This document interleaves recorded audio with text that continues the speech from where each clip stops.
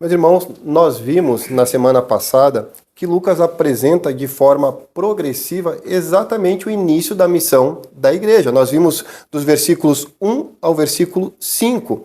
E vocês percebam aí, no versículo 1 do capítulo 1 de Atos, ele vai dizer: escrevi o primeiro livro, não é? Então veja, obviamente que eu não vou falar tudo o que foi dito na semana passada, mas o escopo é o quê?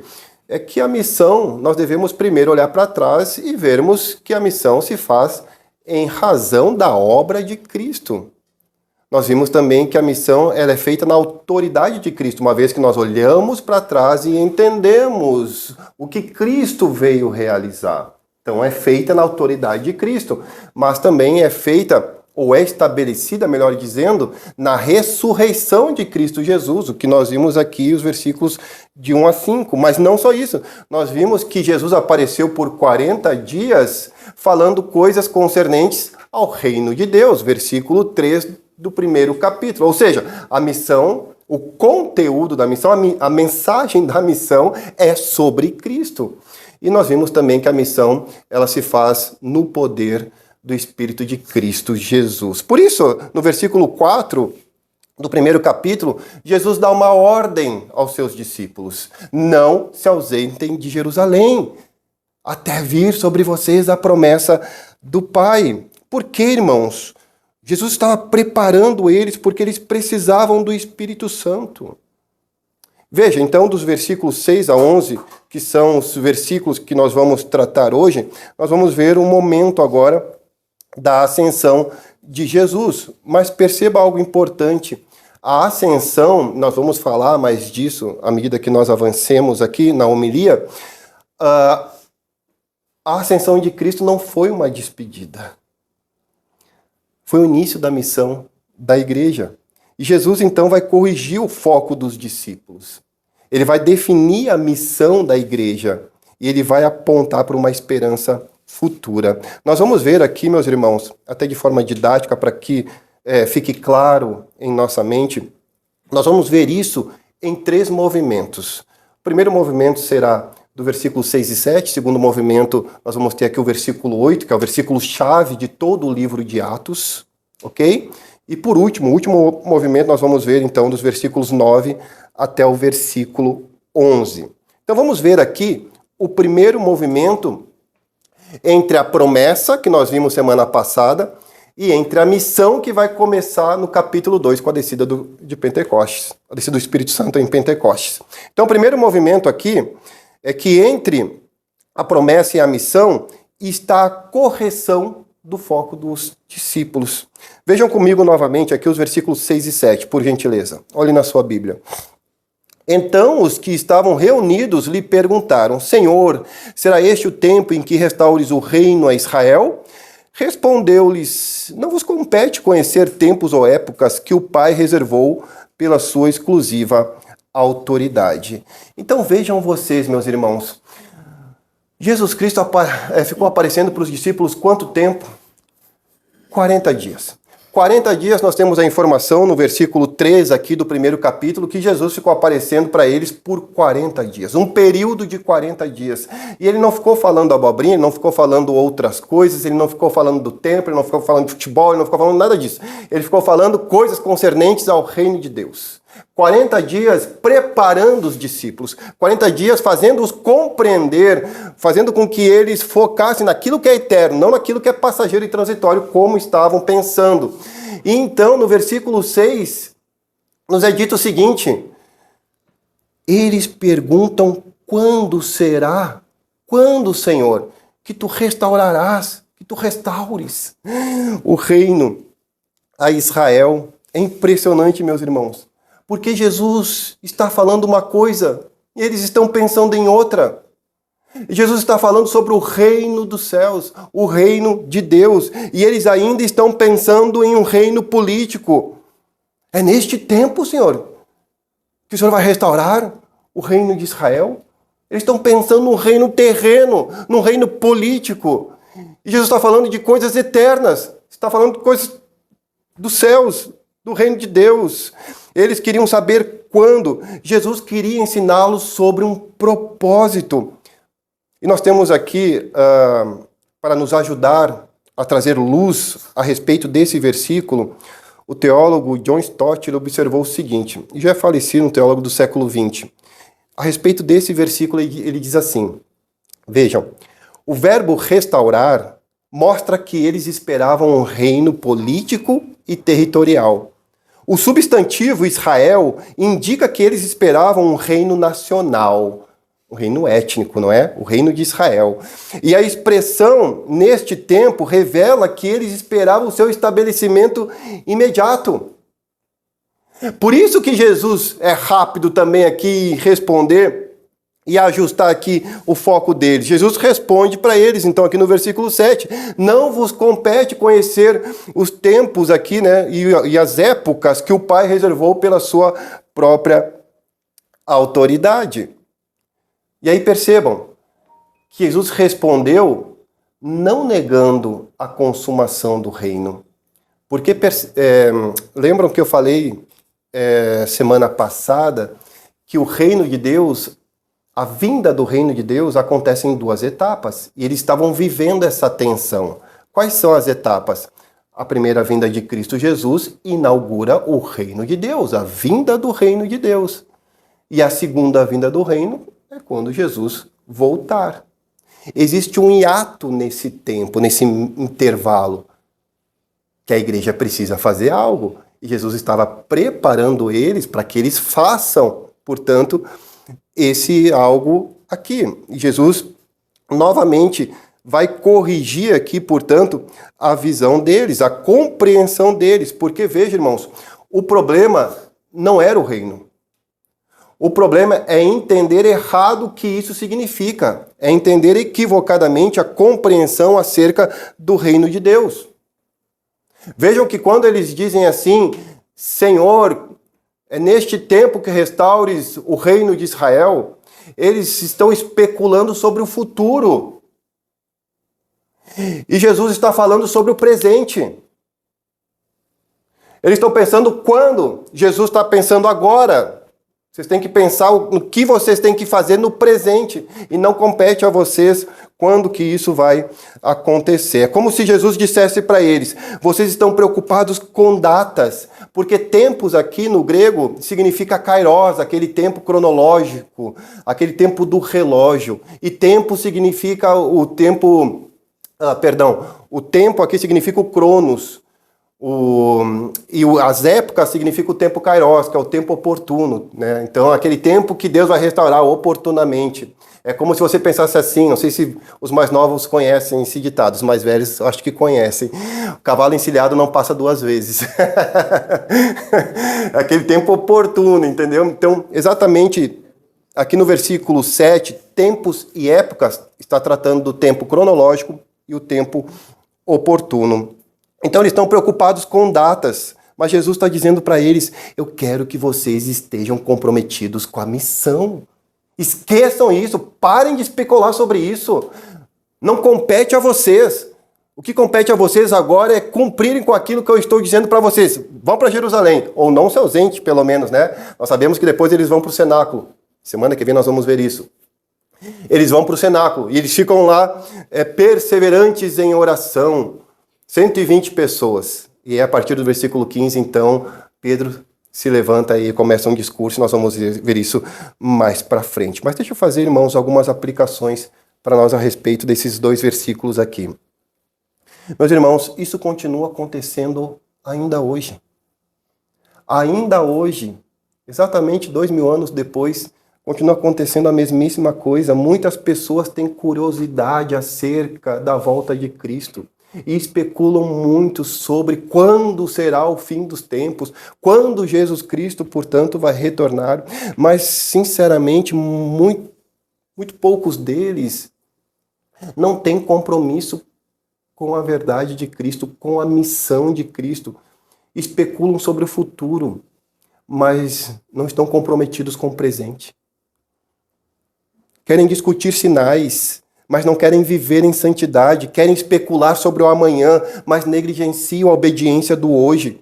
E nós precisamos, meus irmãos, fazer uma pergunta honesta para o nosso coração, sinceramente, por que eu e você desejamos a volta de Cristo Jesus? Porque desejamos sinceramente que Ele volte, estabeleça, consuma o reino dele? É uma pergunta que nós devemos fazer todos os dias, quando a gente anseia, quando a gente deseja que Jesus Cristo retorne. Porque pode ser que as motivações não sejam as mais plausíveis, irmãos, ou pelo menos não sejam bíblicas. Quem sabe nós queremos que Jesus volte para quê? Para acabar com o nosso sofrimento?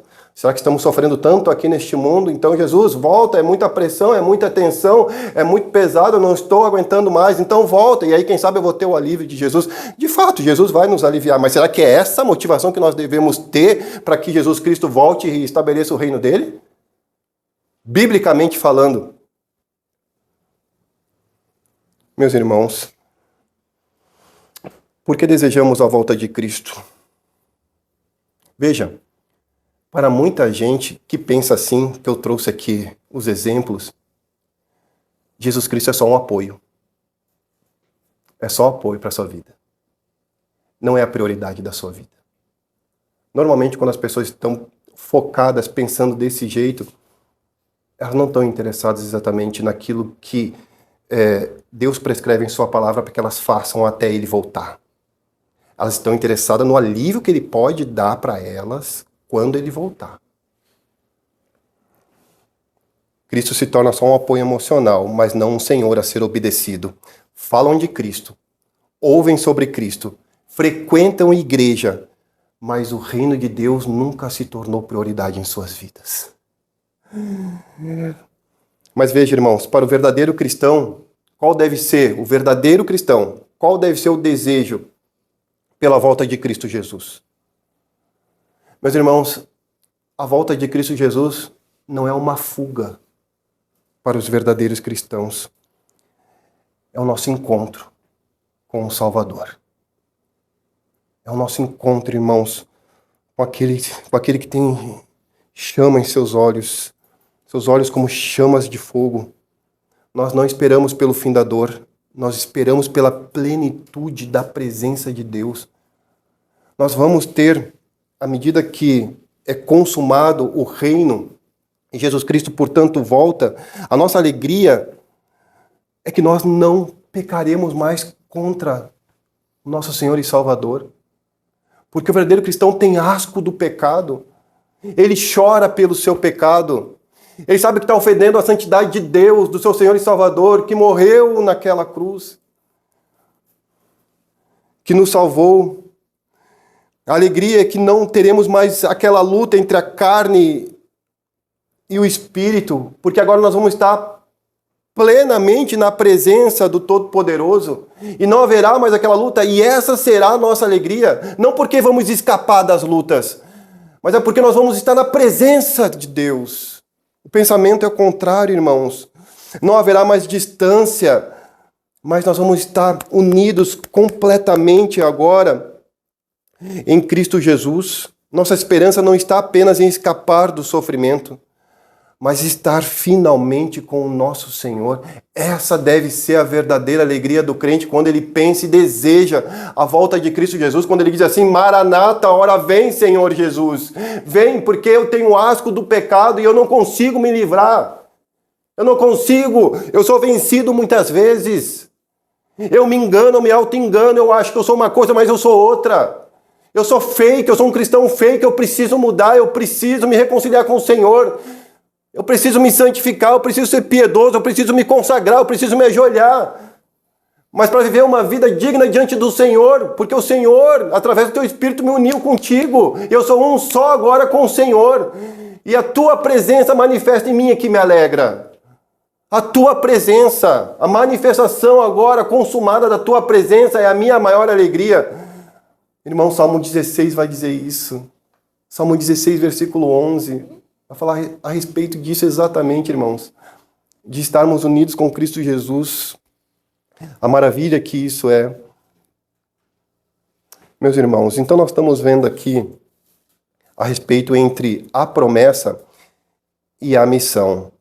E o primeiro movimento que nós estamos vendo aqui é que entre a promessa e a missão está a correção do foco dos discípulos. Perceberam que eles estavam pensando uma coisa e Jesus vai lá e disse: não compete a vocês. Isso é exclusividade do Pai. Então Jesus corrige o foco deles. Agora, no versículo 8, nós vamos ver sobre a definição da missão da igreja. Então, entre a promessa, que eles devem ficar em Jerusalém até a descida do Espírito Santo, a ascensão, mas nesse segundo momento, no versículo 8, nós vamos ver que Jesus vai falar a respeito da definição da missão da igreja. Jesus ajustou o foco. Olha, vocês têm que pensar no presente e tem uma missão para vocês entre a minha primeira vinda e a segunda vinda. E agora vocês prestem atenção, porque esse é o foco. E aí vem o versículo 8, que é a chave, versículo-chave de Atos, aqui do livro de Atos. E o versículo 8 vai dizer o quê? Veja que começa com uma conjunção adversativa.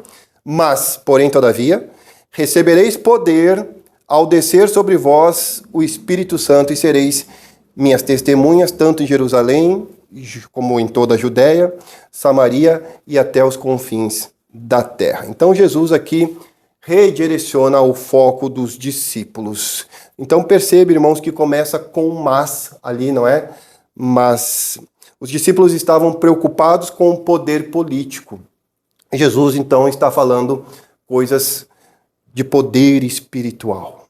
Percebam que eles pensavam sobre um poder nacional, sobre um domínio nacional. E Jesus agora está falando sobre serem testemunhas mundial. O coração deles estava em coisas terrenas.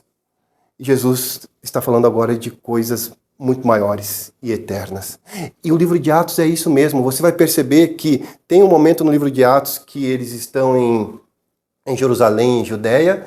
Capítulo 8, eles vão para Samaria, Filipe em Samaria, e depois tem os confins da terra, porque Atos termina com Paulo lá em Roma. Então perceba que o livro de Atos, ou o versículo 8 de Atos, do primeiro capítulo, é exatamente um resumo do livro.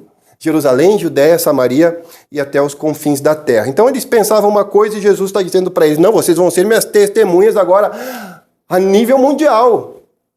A nível mundial. Vocês querem um reino terreno? Um reino étnico? Vocês querem uma nação só para vocês? Não. Vocês vão ser, à medida que são capacitados pelo Espírito Santo, minhas testemunhas onde vocês forem. Porque o Espírito Santo descerá.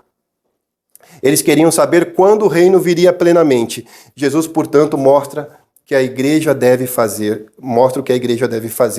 até lá. É isso que Jesus vai fazer aqui no versículo 8, mostrar para eles o que a igreja deve fazer até então a volta do reino de Deus. E Lucas, então, aqui no versículo 8, ele nos mostra algumas coisas. Mostra o plano, mostra o poder e vai mostrar também a progressão da missão. Então perceba, qual é o plano? Eles estavam pensando uma coisa. Jesus muda o foco e fala do plano. O plano é o quê? Não, agora você é o seguinte, vocês vão ser minhas testemunhas. Jerusalém, Judéia, Samaria, até os confins da terra. O reino de Deus. E era difícil para os judeus pensarem diferente na época. A mentalidade judaica era de que o Messias viria e reinaria sobre a nação de Israel. O reino era um reino terreno e não um reino espiritual. E Jesus está falando de coisas espirituais. Então eles pensavam que o reino de Deus ficaria restrito a Israel. O que Cristo está comunicando aqui, meus irmãos, é que eles seriam enviados e, consequentemente, a partir dos apóstolos, que são o fundamento da igreja, conforme Efésios 4, 20 a 22. A partir deles, a igreja também seria enviada. A missão é muito maior. Muito maior. Esse era o plano. Poder. Então, eles deveriam ficar em Jerusalém e, ao descer poder sobre eles, e poder ali, meus irmãos, não é poder para fazer qualquer outra coisa, senão serem capacitados pelo Espírito Santo para falar na autoridade de Cristo Jesus as coisas concernentes do reino de Deus. Nós já vimos isso semana passada, versículo 1 até o versículo 5. Então a missão, quando Jesus diz para ele, olha, Ao descer poder sobre vocês, vocês serão minhas testemunhas. O que isso significa na prática, para eles e para a igreja, irmãos? Que a obra de Deus não é feita pela força do ser humano. A obra de Deus não é feita pela habilidade do ser humano. Não é feita pela eloquência do pastor. A obra de Deus não é feita pela habilidade de quem quer que seja e ensine qualquer coisas referentes às coisas de Deus. A obra de Deus é feita no poder de Deus. É Ele quem capacita, irmãos. É Ele quem habilita. É por meio dEle. É através dEle. Seria no poder do Espírito Santo, não seria na capacidade dos discípulos, não seria nem pelo prestígio deles, não seria pela inteligência deles, mas o poder do Espírito Santo. Antes disso, vejam vocês, eles eram ou não eram testemunhas de Jesus? Porque é dito dos versículos 1 ao 5 que eles viram Jesus ressurreto por 40 dias. Então, em certo sentido, eles já eram testemunhas, mas perceba que eles seriam capacitados agora, receberiam poder do alto para serem testemunhas de Jesus. Ué, mas eles já não eram testemunhas? Eles eram testemunhas. Agora eles seriam testemunhas eficazes, exatamente significando que a obra não é feita no nosso poder, não foi feita no poder deles, mas foi feita no poder de Deus, que então, agora, habitava neles, assim como habita na igreja o Espírito Santo. A obra do avanço da igreja de Deus por meio do Espírito Santo. Veja, irmãos, ninguém cumpre a missão de Deus na força da carne. Ninguém. Nós podemos ter estratégias, e isso é lícito, nós podemos ter métodos, mas tudo isso é subterfúgio, tudo isso é secundário, tudo isso vem da motivação que o Espírito está nos dando para que nós, então, evidenciemos as verdades de Deus àqueles que nós queremos alcançar. Ou seja, é serviço para Deus. A obra não parte dessas coisas, parte de Deus em nós. Por isso tem que ter a motivação correta, para que façamos, então, a obra do Senhor. E aqui, meus irmãos, existe um princípio espiritual para todos nós, muito profundo. Porque vejam, logo mais no capítulo 2 nós veremos a descida do Espírito Santo, o poder, a capacitação. Mas vocês percebem que antes de vir o poder está acontecendo alguma coisa?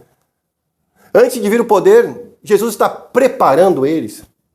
Antes de vir a capacitação do Espírito Santo, está vindo a palavra de Deus no coração deles. Que eles deviam compreender corretamente a palavra de Deus para que eles fizessem a obra do Senhor pelo poder do Espírito Santo, mas eles seriam instrumentos, assim como nós. Então, nós devemos ser bons instrumentos nas mãos do Senhor, para que nós não entreguemos a mensagem do Senhor de forma equivocada, desleixada, ou, quem sabe, nem seja a palavra do Senhor. Então, percebam, meus irmãos, antes do poder veio a palavra. Antes do envio, veio o ensino.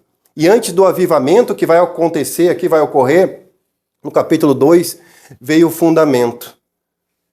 Jesus passou 40 dias com os discípulos, ensinando, preparando, ajustando o foco dos discípulos. E percebam, meus irmãos, ele passou 40 dias, como nós vimos já, não ensinando algo emocionalmente. Jesus não ficou ensinando algo emocionalmente. Ele não preparou eles emocionalmente, mas Jesus preparou eles biblicamente, falando coisas concernentes ao reino de Deus. Versículo 3 do primeiro capítulo. Jesus preparou com a Bíblia. Por quê, irmãos? Porque aprove ao Senhor salvar os pecadores pela loucura da pregação. 1 Coríntios, meus irmãos, a fé vem pelo ouvir. Ouvir o quê? A palavra de Deus. Se nós não estamos falando a palavra de Deus, o que nós estamos falando?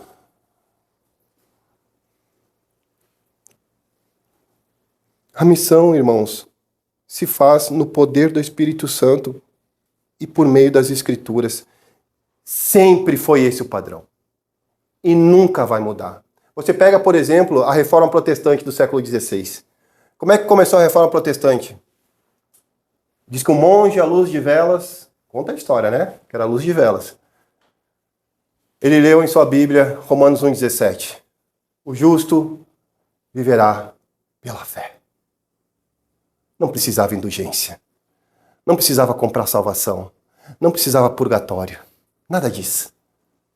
Fé em Cristo Jesus, no Filho de Deus. Então nós somos adotados e passamos a nossa vida em santidade agora neste Deus. A reforma foi assim, houve um retorno à palavra do Senhor. O grande despertamento com Jonathan Edwards, 1730, 1740, aquele mover que houve do grande despertamento, depois vocês podem buscar na história, também começou através da palavra do Senhor, uma série de sermões que foram realizados com o tema justificação pela fé. A partir desses sermões, então, George Whitefield também visitou Jonathan Edwards na época, veio da Inglaterra para Nova Inglaterra, porque Estados Unidos ainda era uma colônia da Inglaterra, e ali houve despertamento, década de 30, 40, de 1700. Então houve um grande despertamento nos Estados Unidos, mas começou por meio da palavra do Senhor. Pegamos a própria Bíblia, irmãos. Isso que nós vimos aqui em 2 Reis, capítulo 22, nós lemos aqui na liturgia, Josias. Por onde começou o avivamento no reinado de Josias? Pela Bíblia, que estava perdida em um canto lá, e o sacerdote achou a Bíblia, leu a Bíblia e aconteceu o quê? Um quebrantamento. Sempre foi pela palavra de Deus. E sempre vai ser, irmãos, sempre vai ser pela palavra de Deus. Deus nunca vai começar pela emoção.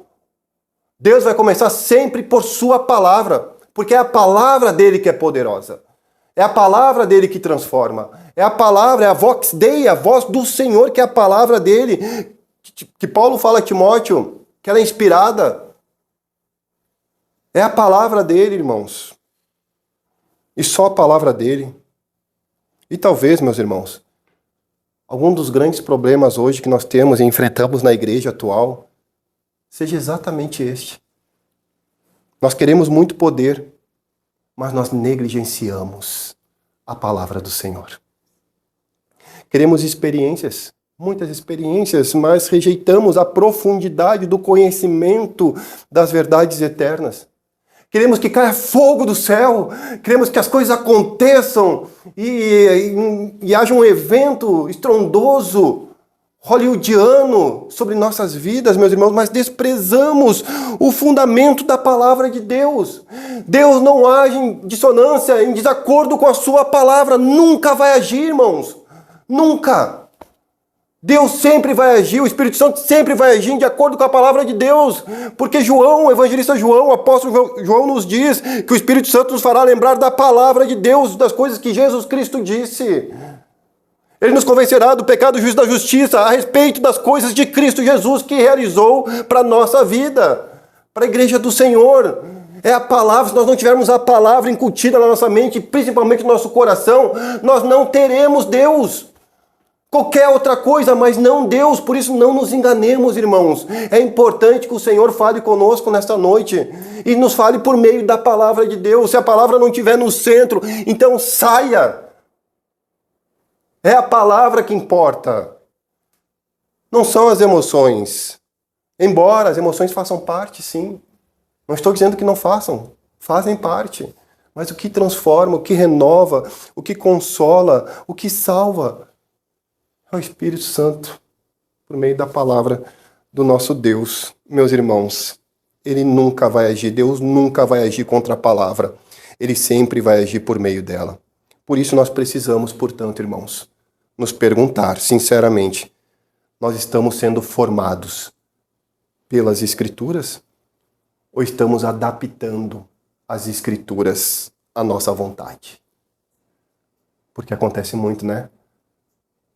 A gente não nos rende mais à palavra de Deus. A gente a usa de apoio para os nossos desejos, para validar aquilo que eu quero para a minha vida. Irmãos, antes de sermos uma igreja poderosa, nós precisamos ser uma igreja ensinada pela palavra. Poder sem palavra não é poder. Não é poder. Então nós estamos vendo aqui, meus irmãos, entre a promessa,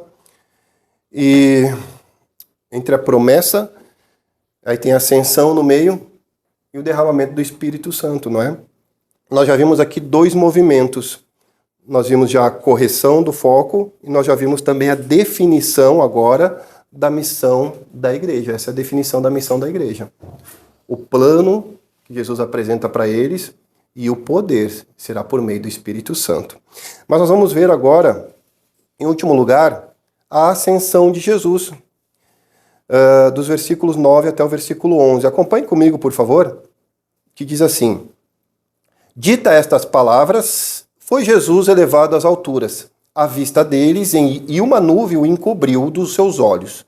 E estando eles com os seus olhos fitos no céu, enquanto Jesus subia, eis que dois varões vestidos de branco se puseram ao lado deles, e lhes disseram, varões galileus, por que estáis olhando para as alturas? Esse Jesus que dentre vós foi assunto ao céu, virá do modo como vistes subir. Então Lucas agora aqui, o evangelista Lucas, ele descreve a ascensão de Jesus. E aqui é uma parte importante, irmãos, da teologia. A ascensão de Jesus. A morte, a ressurreição, a ascensão de Jesus. Que, para nós, é aquilo que estabelece, de fato, a nossa salvação. Porque Jesus venceu e está coroado, exaltado. E o Espírito veio. Isso é um alento para nós, para a igreja do Senhor. Então veja, enquanto os discípulos aqui olhavam, Jesus foi levado às alturas. Perceba que o verbo está no passivo, não está no ativo. Ele foi levado. Ele não se levou para o céu. Alguém levou ele. Eu acho isso muito interessante, meus irmãos, porque isso não é apenas um movimento físico, mas é uma ação divina. Assim como o Pai enviou o Filho, o Pai também recebeu o Filho, levou o Filho. O Filho subiu, e era necessário que ele fosse, não é? Ele diz isso também no Evangelho de João. Se eu não for, o Espírito não vai descer. E o Pai, então, realiza aqui uma ação divina. O Filho que foi enviado ao mundo agora retorna à glória. Aí perceba que o versículo aqui 9 ainda diz que uma nuvem o encobriu dos seus olhos. Nós também não podemos tratar isso aqui como algo irrelevante, porque sempre quando a gente vê nuvem nas Escrituras, está falando de uma ação divina. Lembram da transfiguração do monte? Também uma nuvem lá encobriu Pedro, João e Tiago lá, e uma voz saiu do meio da nuvem, esse é meu filho amado. Então, nuvem não é algo dentro da teologia bíblica que não devemos considerar. Também aqui devemos ter algum tipo de consideração a respeito desse evento aqui, dessa nuvem que encobriu os olhos aqui dos discípulos. E também aqui, meus irmãos, outra coisa que nós podemos atestar é que não é apenas uma despedida de Jesus, mas Jesus está sendo entronizado porque ele foi levado. Ele foi levado, é uma entronização. Os discípulos eles estão olhando, vejam a cena. Jesus estava com eles, estavam reunidos. E aí Jesus então ele começa a ser elevado. E eles estão lá, boquiabertos, olhando, até que uma nuvem cobre então, né, o olhar deles. Então eu acho isso muito interessante porque eles estavam admirados. E quem sabe, meus irmãos, eles não estavam pensando daqui a pouco, foi o boi com as cordas. Jesus foi levado aos céus. O que vai acontecer com a gente agora? Poxa vida, ele multiplicava pães, ele multiplicava peixes, ele curava cego, curava coxo. Nós tínhamos tudo que nós precisávamos com ele. Agora ele está lá subindo, eles estavam admirados, talvez desacreditados, talvez pensando, o que será de nós agora? Embora eles haviam recebido a ordem de que deveriam ficar em Jerusalém, porque seriam revestidos. Mas pensam, irmãos, se nos coloquemos no lugar desses discípulos, não seria nada fácil. Não seria nada fácil. Então eles estavam ali, admirados. E aí a Bíblia diz que aparece, portanto, dois varões, dois anjos, não é?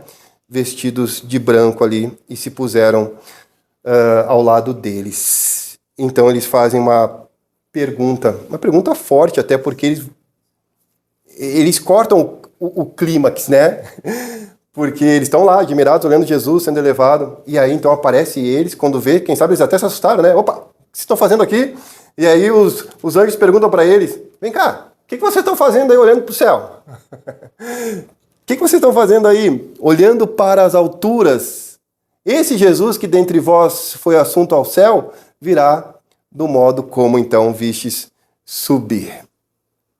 Os discípulos, irmãos, estavam enxergando uma despedida. E os anjos colocam então eles de novo no prumo. Porque eles estão interpretando a subida de Jesus para os discípulos exatamente a entronização, a exaltação. Certamente eles poderiam ter pensado que Jesus foi embora. Pronto, Jesus foi embora. Por que qual razão ia aparecer os anjos e orientá-los naquele sentido? Eles precisavam ser orientados. Certamente eles estavam pensando alguma coisa diferente. Quem sabe Jesus foi embora.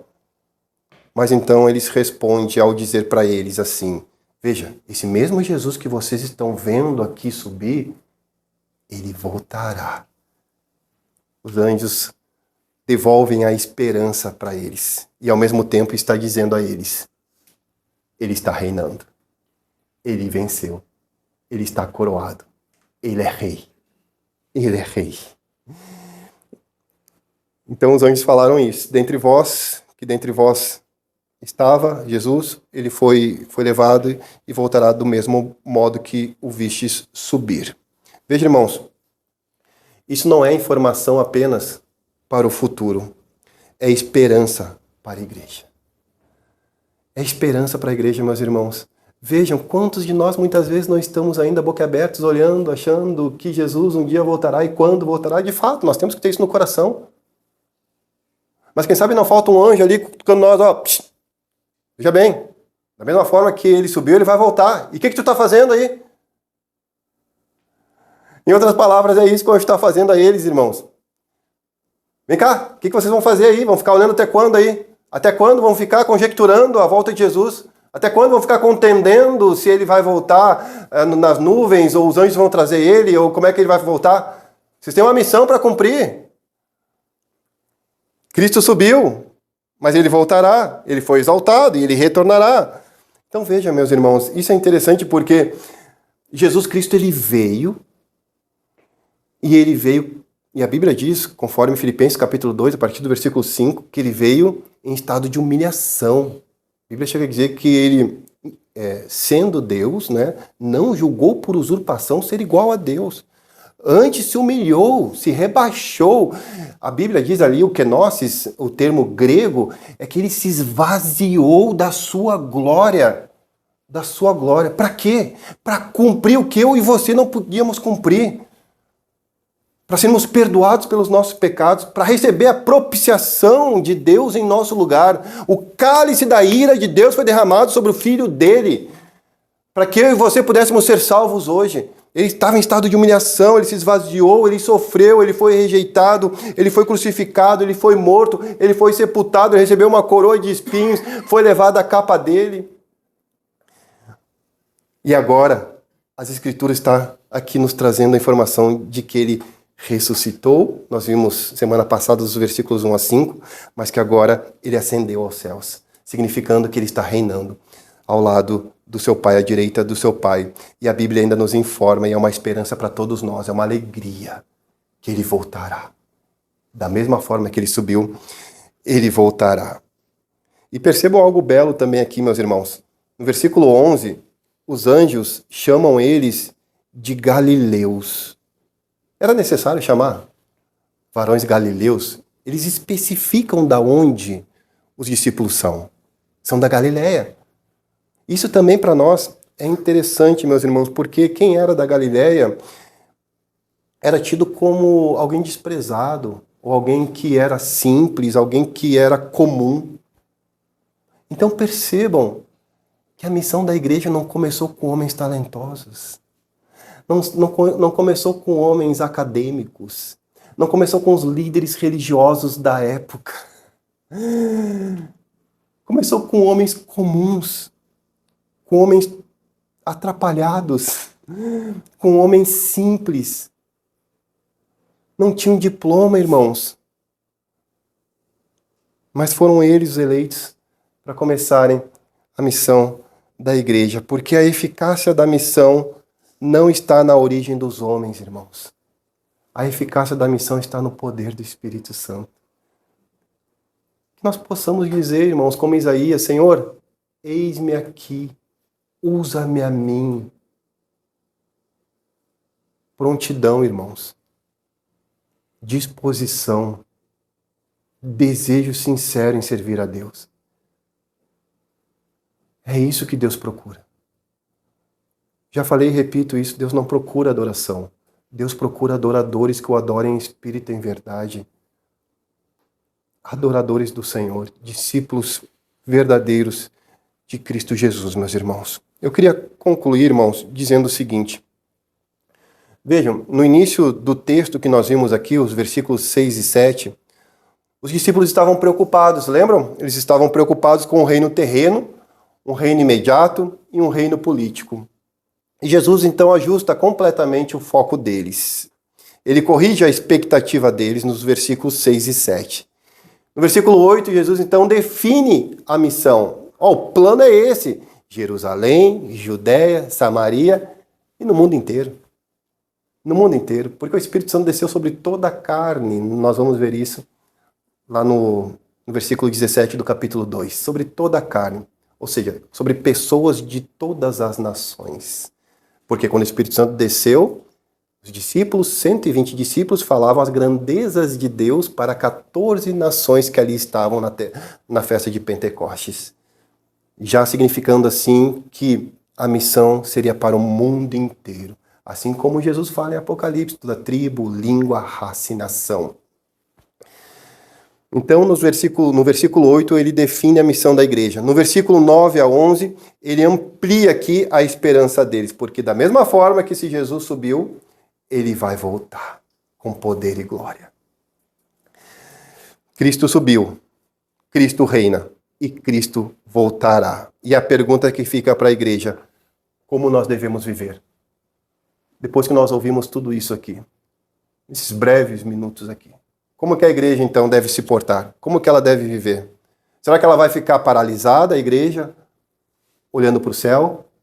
Ou será que ela vai ficar na mornidão, na apatia, aqui na terra, cuidando das suas coisas, só das suas coisas?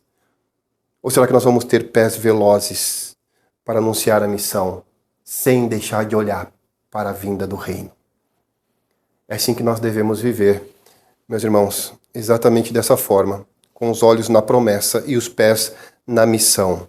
Por isso nós precisamos nos perguntar sempre, irmãos, nós estamos buscando ser cheios do Espírito Santo?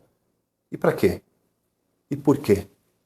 Só para ser um evento, mais um evento na nossa vida? Ou para cumprir a missão? Estamos vivendo em comunhão com Deus? Estamos sendo moldados pela palavra de Deus? Estamos vivendo à luz da volta de Jesus Cristo? Ou estamos apenas sobrevivendo espiritualmente? Dia após dia. Não é? E sobrevivendo espiritualmente. Não há mais tempo para especulação vazia, irmãos. Não há mais tempo para cristianismo superficial. Não há mais tempo para indecisão. É tempo de obediência. É tempo de maturação, irmãos. A igreja precisa amadurecer. A igreja precisa parar de tomar leite. Precisa se conscientizar nas verdades eternas. Precisa se voltar para a verdade. Precisa se debruçar. Assim como João Calvino falava, orar et labutare, ora e estuda. Não há outro meio que nós crescermos em piedade se não for assim. Somente assim, irmãos.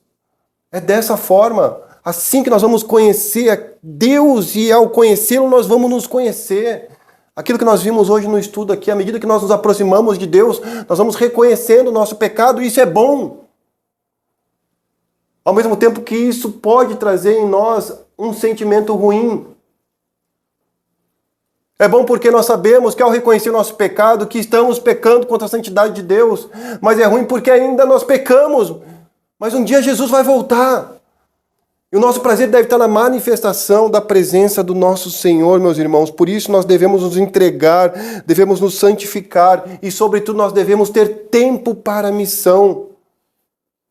Para a missão do Senhor. Nós vamos falar mais a respeito desse tópico, a respeito desse tema. Que Deus nos encontre, irmãos, não apenas olhando para o céu, mas sendo fiéis naquilo que Ele mesmo nos chamou para fazer. Que Deus em Cristo